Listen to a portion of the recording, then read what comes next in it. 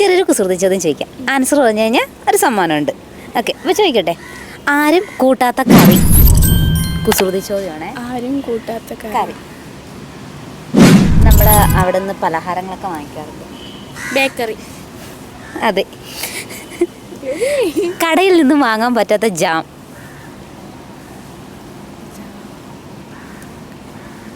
കുസൃതി ചോദ്യം. ക്ലൂ വാഹനങ്ങൾ ഒരുപാടുണ്ടെങ്കിൽ ട്രാഫിക് ജാം. അതെ. ഇനി വേറൊരു ചോദ്യം. ഒരു മുത്തശ്ശി മൈദ പൊടിപ്പിക്കാൻ പോവുക. അപ്പോൾ പുഴ കടന്നു വേണം പോകാൻ. അപ്പം പോകാൻ തോണിയൊന്നുമില്ല. പക്ഷെ മുത്തശ്ശി എങ്ങനെ പോകും?